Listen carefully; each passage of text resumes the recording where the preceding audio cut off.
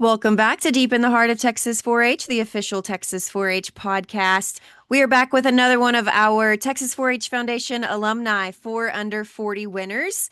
But joining me today is Sylee Sulak from the Texas 4-H Council. Go ahead and introduce yourself, Sylee. Yes, thank you, Callie. Like she said, my name is Sylee Sulak. I am a District 8 council member and also a Texas 4-H council member. And today we have a very, very special guest, Dr. Dottie Goebel, a 4 under 40 winner. So congratulations, Dottie, on everything that you've done, and very, very, yeah, great job on winning this special honor. Thank you. I'm excited to be here with you guys. How has your day been so far? For me, it's just been school. Very stressful, but we got through it, so it's okay. Are you a senior or junior this year? I'm a senior this year, last one. Okay. Busy time. How about you, Dottie? Also, a busy time. We are in the thick of quality counts and validation among all of our other youth programming. So it is a busy time. But the best news is today was our office Thanksgiving lunch. So we had great food, great dessert, great fellowship. So it's a good day all around. Yeah, that's right. It was delicious and a great time. So, and the weather is still cool. So we are living for Yes. this cool weather until it gets back into the 80s. So, well, Dottie, you kind of mentioned validation stuff going on for you. So that really just brings us into learning a little bit more about what you do. So I'm going to turn it over to the two of y'all. Perfect. So, Dr. Gable, I have a first question is would you mind telling us a little bit about your experience in 4-H growing up? What did you do? How long were you a member? Kind of anything along those lines. Yep, sure. So pretty typical 4-H career in terms of the fact that I started right at third grade, really much earlier than that. So I am 10 and 11 years younger than my two older brothers. So by the time I hit the ground, they were already hitting the ground running. So they were already 4-H members when I entered this world. So it very much was a matter of me going to shows with them, going to 4-H meetings with them, doing all of the things just because I was a brand new baby in this world and they were absolutely in the heart of their youth and 4-H and baseball and all of the things that they were doing in their life. I just had to tag right along. And so while probably a crazy childhood. I don't know. I don't remember it. It perfectly set me up for my 4-H career and now my real career. So, since my family did have such a strong foundation in 4-H, by the time that I was 9 or 10 years old, ready to get rolling,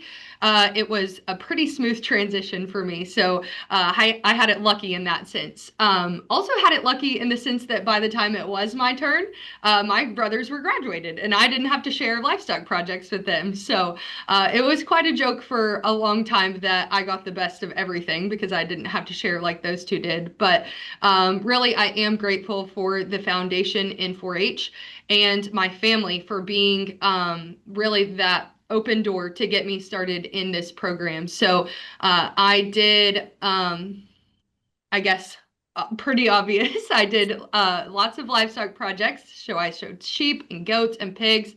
That was probably my largest project area, the one that I spent the most time with, and certainly the one that I was most passionate about. However, fun facts, I also did other things like clothing and textiles, fashion show, food show, what is that one? Oh, consumer decision making. I don't even know why I paused on that. I still love consumer decision making. And then was officer in club, district levels, that type of thing. So pretty full and really good for each career. So you did fashion show? I'm learning new It's things today. it is a little known fact that I did fashion show. However, I will note my mother was very passionate that I do fashion show. I was very passionate that it would be non-apparel. I would not walk on a runway. I would not model, but I would learn to sew. So I did that. So my projects were very much like sewing a sheet blanket. I think I Mm. sewed a pillowcase once. So That was very low level. If you want to look at my projects that I was good at, it wasn't that. But by golly, I did it, and I think that that's important. There you Yes. go. So, with all these things that you did as a child, what do you do now, and what does your day-to-day kind of look like? And what do you do outside of work, like for fun, your little hobbies, stuff like that? Yeah, thanks for asking. So, for my work, it is my good luck that I came into a career and a job here at Texas 4-H. So, I get to work here at 4-H. So, I just talked about why I love it, how I've been in it my whole life, and now I get to get paid to do it. And so, that's really cool. For me, also good luck, I get to focus on youth, livestock, and agriculture. So, here we focus on a number of things, being our youth leadership programs. Those are things like livestock, equine, and poultry ambassador programs. Our Norman Borlaug Youth and Agriculture program, where we bring together rural and urban youth to solve complex challenges in agriculture. And then another aspect of what we do, which is taking a whole bunch of my time right now, is validation and quality counts. And that's helping to ensure that livestock projects here in Texas remain fair, equitable, and we uphold integrity at the highest degree that we can to make sure that the livestock project, which I've talked about, was the most important and the most formative part of my 4-H career for who I am today. I get to now help ensure that they stay at a level that is fair and equitable for everyone who's showing livestock. And so to me, that's where I get really passionate in my job because I simply would not be who I am today, where am today, or with the people I am today if it weren't for the Texas 4-H and FFA Livestock Project. And to be in a position where there's only a few of us here helping to protect this thing that we do. It's all of our responsibility, but a few of us get to be in a position where we absolutely hold the keys to making sure that happen. And I get to be in one of those seats. And so that is a really rewarding, also a really big responsibility for my role here at Texas 4-H. And your life outside of the office, I think Oh, Sylee that asked. we have those. No, I'm just If that kidding. exists, I don't know. Yeah, yeah. Any time that I'm not doing that, I have two young boys. So I have a 2-year-old and a 4-year-old. And so they take up most of that time outside of here. So we enjoy raising livestock together. So we have a small cattle herd. We like hunting, fishing, and like I said, they're 2 little boys. So our current infatuation is lizard catching. So yeah, if it's outside and with any type of animals, we're typically doing it. Well, it sounds like you've got your hands full. Yes. Um, so as you've grown up through 4-H, what is the most valuable thing that you've learned as a youth, and how do you think that that's helped you in your career now?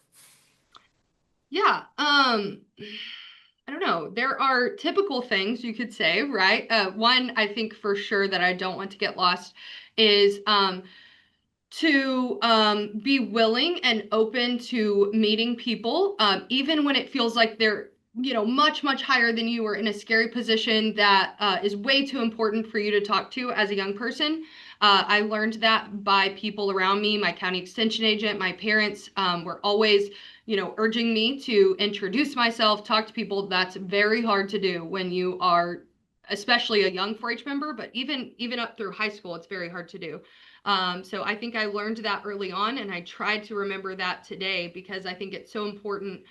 Even now in a position I'm in, I would always be willing, and I think everyone, Callie, everyone, especially in this office, just in this industry, in this line of work, are always willing to help younger people, kind of bring them up with them. So don't be afraid to ask, or don't be afraid to introduce yourself or talk to those people.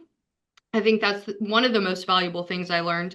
Other than that, through the livestock project, we very quickly know that it's not all pretty. It's not all rosettes and banners and buckles and the pretty things. It is about getting your hands dirty, getting in the weeds of things, getting in the trenches with others.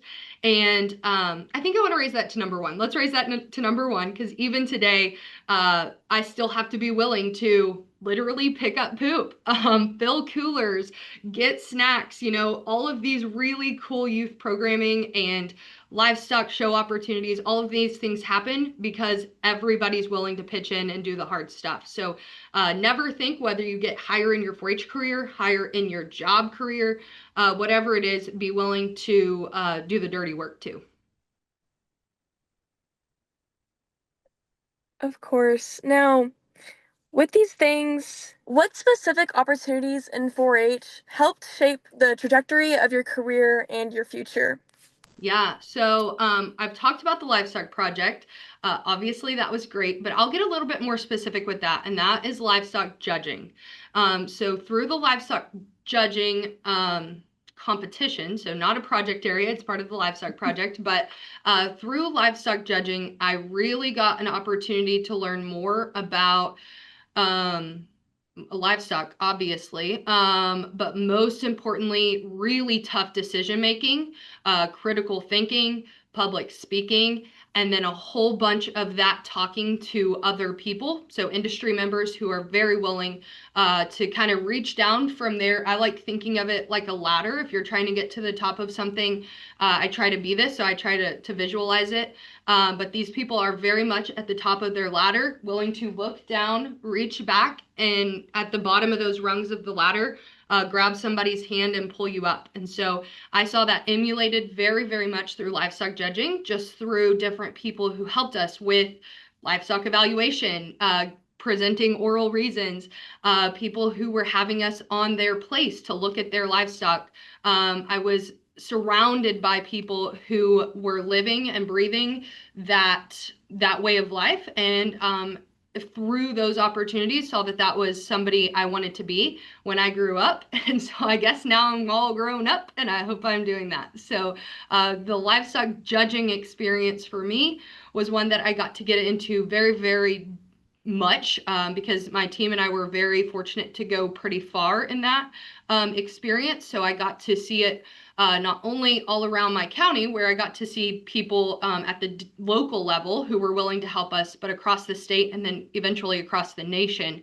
Got to be around industry professionals and people where I vividly remember being a sophomore in high school saying, holy smokes, these are the people I want to be like. Yeah, of course. Look at Dottie bringing in the good visuals with the ladder. Love that. Now, obviously, you've done so many things in 4-H and you've learned all these things. So, what is one thing that you think people can make the most out of their time and opportunities through 4-H?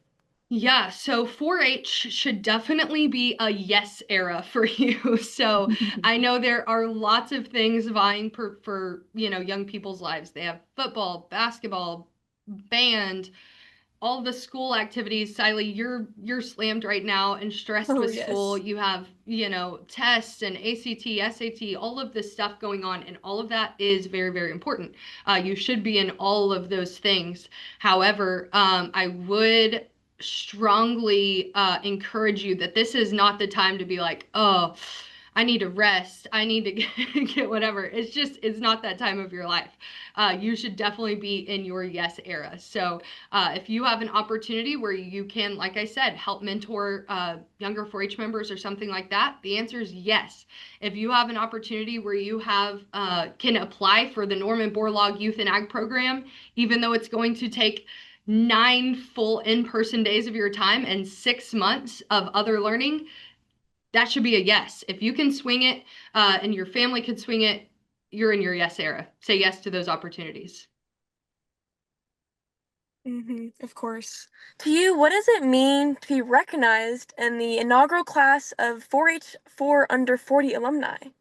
Yeah, well, first and foremost, I cannot skip without saying that it makes me feel a little bit old, Sylee. I am not close to 40. Right? It said under So 40. I am hanging on that under part. So it makes me do feel a little bit like that, but it also makes me feel very, very proud. So as you heard, I have been absolutely in the 4-H program in one way or another every single day of my life. So whether that was just being born into it with my brothers, very much in a state of being 4-H members, all the way through my 4-H career, of course. When I got to college, I very quickly got a student worker position, working with AgriLife Extension, because I felt so strongly that this organization and this agency were exactly what I was meant to do, which is serve people. And I then served as collegiate 4-H advisor here at Texas A&M University. And then, of course, now work here at the state 4-H headquarters. So I've pretty much bled green from the get-go. And so to be honored in this way, it really is a testament to a whole life of this stuff. So yeah, I get passionate about it. I really believe in it. So That's great. As you should, as you should. Yes. Now, one last question. As a 4-H member, how you've grown up, obviously, what advice would you give to a current 4-H member who looks up to you? yeah, that is tough. There's so many pieces I've taken from other people who have, helped me as a younger person. So I hope I'm passing those on. I think it would be kind of, I don't want to sound like a broken record, Sylee, but I think it is be willing to get in there and roll your sleeves up and do the junk. So even if you are not there to pick up poop, that's an easy visual to see, right? We always got to do that. But I think it's kind of a metaphor for the rest of the stuff we get to do as well. So it's just doing the hard stuff. That's what gets you noticed. So like I said, I quickly came, or when I came to A&M, I quickly sought out a job with AgriLife Extension, and I've been doing some grunt work ever since I did that. And I really think that's what helped catch the eye of people who believed in me. They gave me a shot, and I wouldn't be right here if I wouldn't have been the one in the middle of doing some of that grunt work and willing to do the hard stuff, willing to do the long stuff, willing to go to the different events we were doing on weekends, on nights.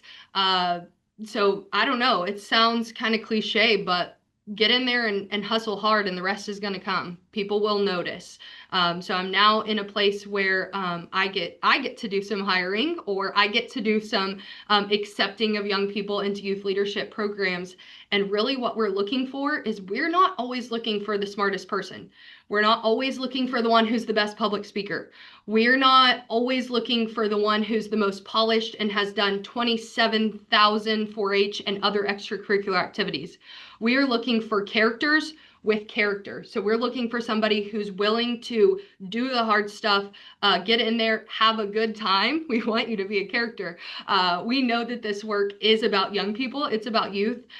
We do have serious times and serious things we do, but we're also here to have a really good time and absolutely get stuff done so that young people can have a fruitful and an impactful learning experience here. So I think I would say, be that character with character. Be the one in there, getting your hands dirty, doing the hard work, and getting noticed.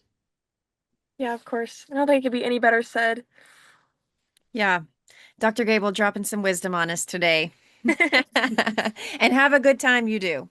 Yes. Heck yeah. You're right. We're in a youth program. Why would we not have fun with what we do? Like, if we're working for kids, kids want to have fun. So Yep. I appreciate you for bringing that up too. But yeah, thanks so much for just kind of sharing your 4-H experience with us, and what you do now, and just also thank you for what you do for the youth of Texas who are in areas of livestock and agriculture, and youth livestock projects. I know Sylee and I both are passionate about that as well. So I think I can speak for both of us in extending a thank you for what you and the team do there. And another congratulations on this honor that you have received.